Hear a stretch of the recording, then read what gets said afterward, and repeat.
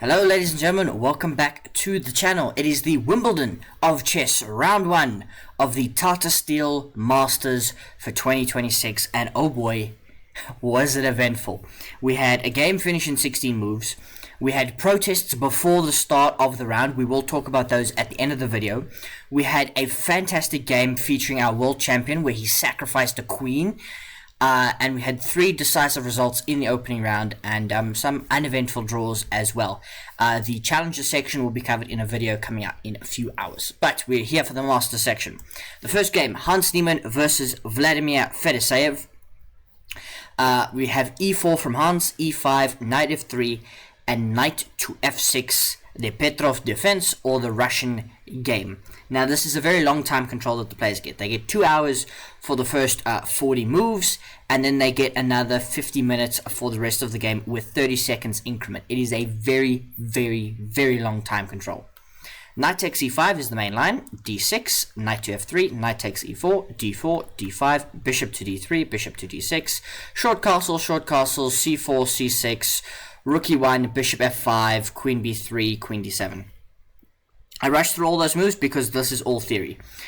So we have now c5 from Hans. He chooses to play c5. We get the bishop dropping back to c7. And now knight to c3, challenging that knight on e4. We have rook e8, bishop to e3, bishop to g6, and now g3 from Hans. And here it all went horribly, horribly wrong. Vladimir Fedoseev thought he spotted a tactic. He spent several minutes and he played knight takes c5, which just looks like it wins because there's d takes c5 and bishop takes d3, and you are up a pawn. But unfortunately you ran into queen takes b7, and Vladimir Fedoseev resigned after playing 15 moves. After Hans Niemann's 16th move, he resigned. Why? Because your rook is under attack. So you can play knight a6, which is not free, it's defended by the bishop. But what would happen? Oh dear, what's going on? What's going on? Anyway, it would be knight takes c5. Let me just make sure. Yeah, okay. Don't know what happened there. Yeah. Takes, and then queen here. You would play knight to a6 to try and survive. But Hans would then play knight e5, which hits the queen, hits the bishop, and you resign. Which is what Fedoseev did. So that was the first game that finished. Now we look for the second game. The game I'm presenting to you is Vincent Keymer versus Anish Giri. We will be saving Praggnanandhaa, Ramesh Babu, and Arjun Erigaisi for the next game. Vincent Keymer plays d4, we get d5, c4, and d takes c4, a queen's gambit accepted. You don't see it a lot, but this is far more spicier than what we got. I'm joking. I'm joking. I was about to say it's spicier than what we got in Gotham Chess's most recent game. It's not. c5. Short castles, pawn here, rook e1, knight c6, knight to c3, bishop e7. These players have played all these moves in like no time. Takes, queen takes, and this is a very typical position that you can get. You can transpose to, you know, knight to d2, short castles, knight to b3, bishop to a7. Anish has spent some time here. We get bishop to e2 now, rook d8, and now bishop d2, bishop d7, bishop e1, offering that rook trade again, but now the rooks are connected. Bishop to e8, king to f1, rook a c8. We trade off one set of rooks and bring our rook to c1. And basically, Anish Giri's down to just under an hour. Vincent Keymer spent 15 minutes getting here. It is a very boring position. Surely there's not much you can do here. Well, h6. So they're going to continue to play. You've got to play this endgame for what it is. Like, all the pieces are exactly the same. The pawn structure is exactly the same.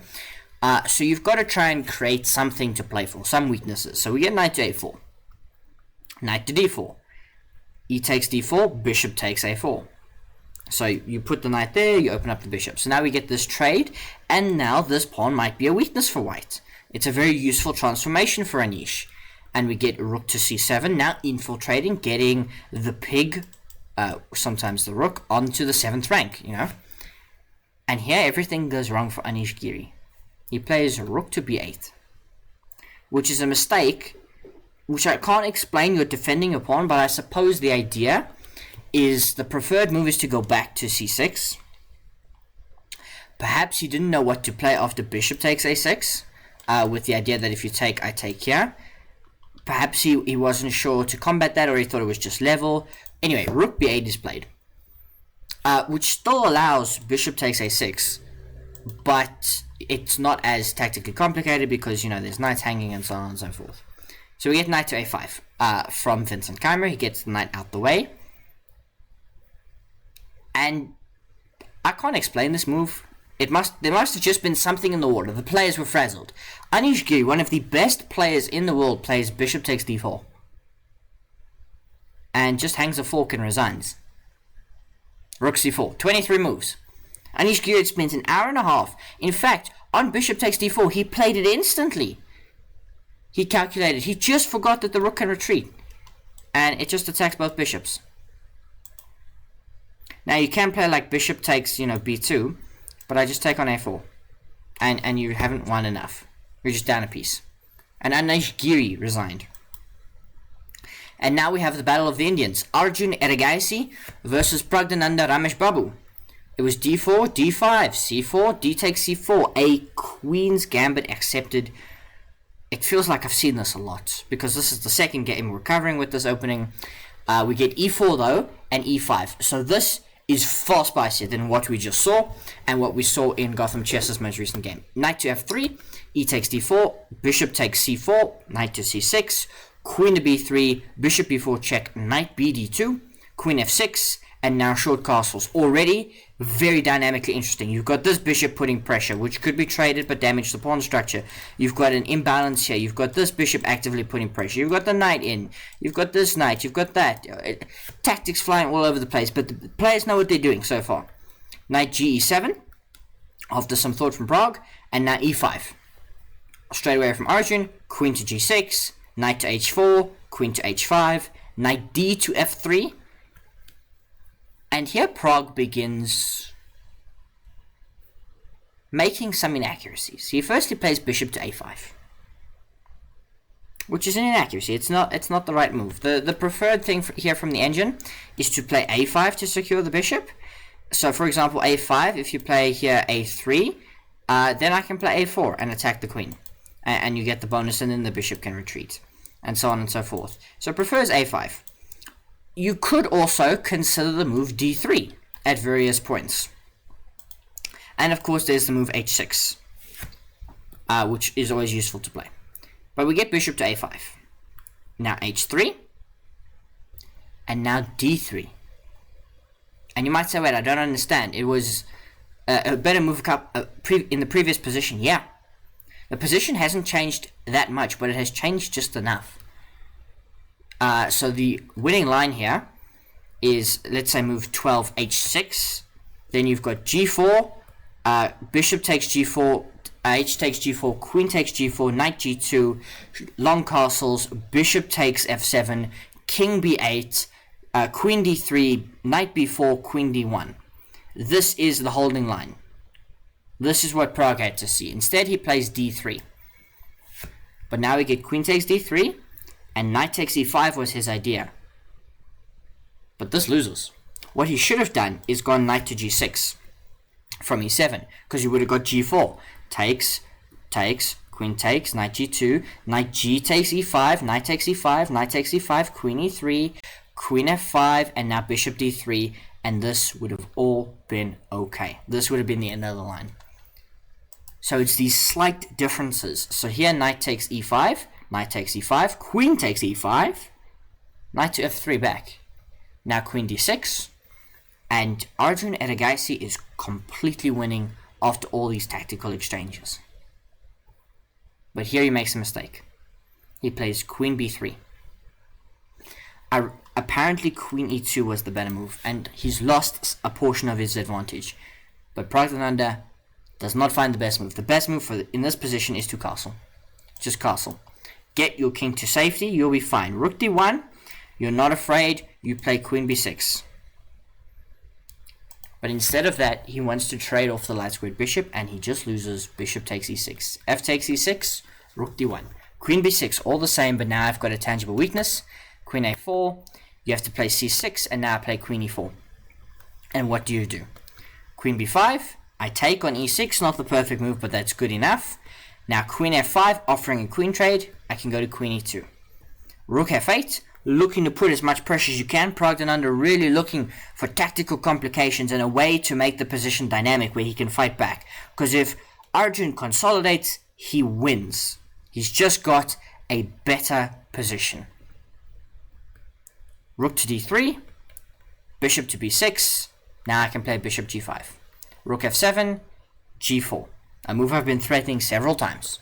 Queen g6, rook e1, bishop takes f2, king takes f2, we take on g5, king g2, queen c5, knight e5, rook f4, knight d7, which is a beautiful move, just by the way.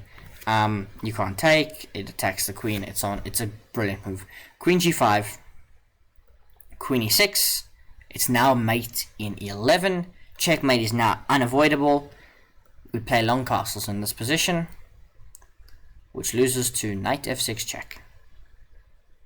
It's mate in 10.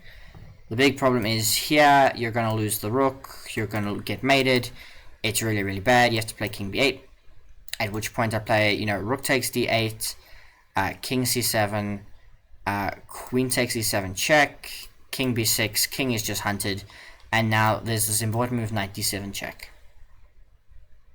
And Arjun Erigaisi wins. I will very quickly show you the Gukesh Dommaraju queen sacrifice. The game ended in a draw. It was the final game to end of the day. They went very long. It was a very interesting Queen's Gambit declined. It looked quite boring for a bit until there was a move several moves ago. It looked like they were traded and they were heading for a peaceful solution, but it got very tense on the queen side. All of a sudden, knight d3, and all of a sudden, the ego bar still saying it's zeros, but, there was a threat of repetition. Gukesh decided to play on. We maneuvered the knights, and his a4 pawn was weak the whole game. Sandarov, his a4 pawn was weak the whole game. That's what Gukesh was playing against. Eventually, he got himself into an awesome position right here. Rook takes a4. Loses. It should lose to queen takes b4, queen sacrifice. Because after rook takes b4, you take on a1, king to h2, and it is a mating net. Gukesh is completely winning. King g7, he plays the right move. Rook b7 wasn't the perfect response.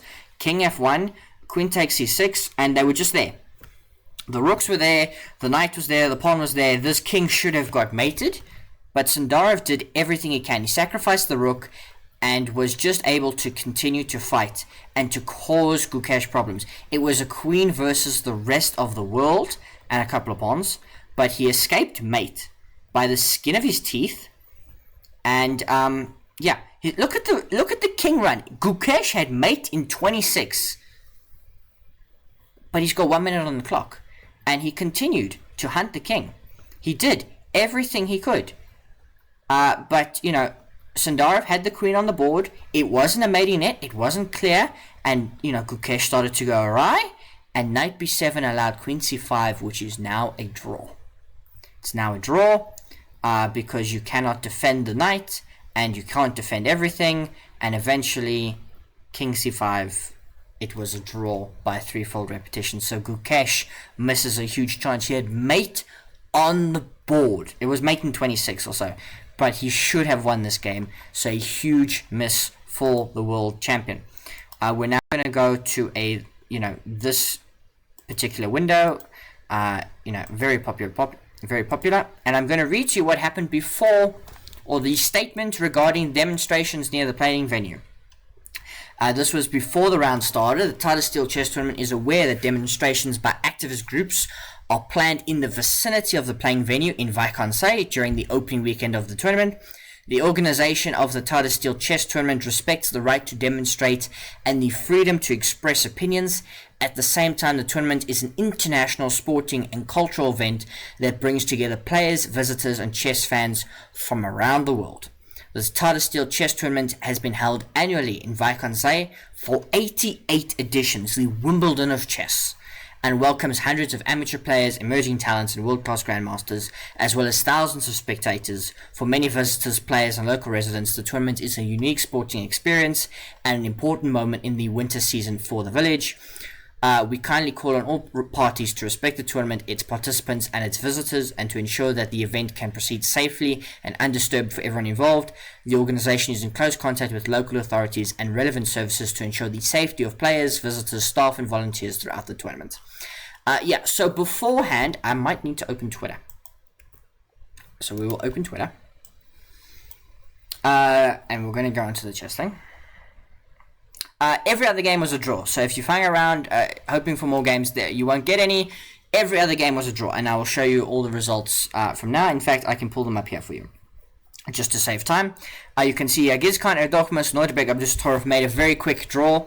Arvind and Matthias Blubom, it ended peacefully, but it was, quite a combative game. We saw Gukesh missing his huge chance on Johan van Forest and Tiger Nguyen. Didn't really do much.